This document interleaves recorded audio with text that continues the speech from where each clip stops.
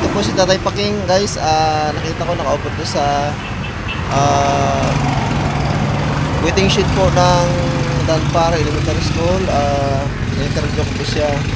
At siya po ay 75 years old na po. At siya po ay aking interview. Interview ko sa anak ko na nasa loob po. Tay, meron po akong katanungan sa inyo. May mga anak po ba kayo ngayon dito? Sa Montalban. Montalban, sa Rizal? Okay, yung sa ano, Aerob City. Montalban sa... Yung Dyan po, sa... sige po, taga dito na... Montalban po, Orion din po, Orion.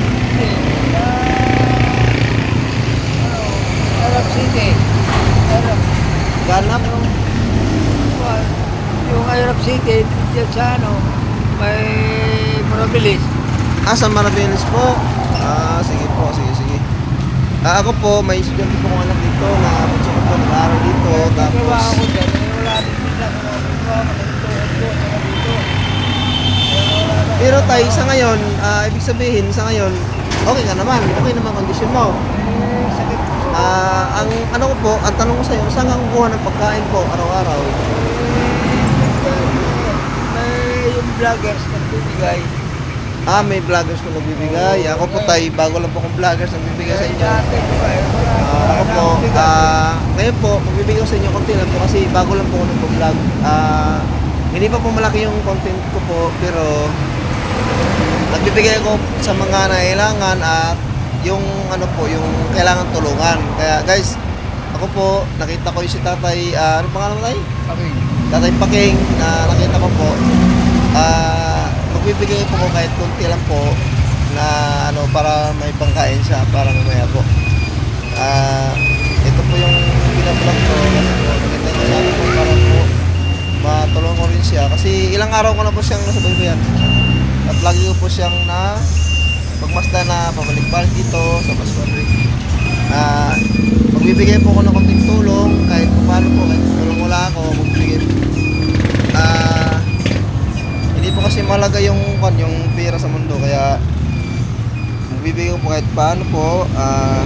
Tay, tay, pasensya ka na. Tay, pasensya na po. Yan lang po yung anak ko sa inyo, tay, na ano kasi wala pa akong sahod, tay, bagong vlogger lang po ako kaya nyo po pagka tumas na yung ano ko, bibigyan ko po kayo ng pera at grocery at saka bigyan ko yung bahay nyo, tay, no? Yan lang po matanging video sa inyo kasi bago lang po, tay, bago lang ako nagano kasi napabayaan ko yung pagbablog ko dahil po na-accident yung anak ko kaya ngayon lang po ako nagpapalik ng vlog, tay, kasi kailangan po dahil nakapunito po kay Mita. Tay, maraming salamat. Tatay Paking, maraming salamat po. Babalikan po kita sa mga sunod story.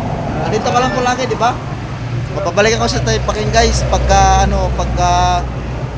andito lang daw siya lagi, tagababalo siya, hindi siya lagi.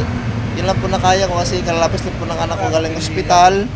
Yan lang po na kaya ko, binigyan po siya ng 50 para po mayroon siyang makain at kasi po, alam ko po, galing pa sa problema, okay lang po, walang problema kahit barya o ano man, basta tumulong ko sa kapwa. Maraming salamat, God bless sa lahat po. Kaya tayo lahat, huwag tayo magdamot, pera lang po yan, hindi natin madala santungan. Maraming salamat po, like and subscribe po, maraming salamat.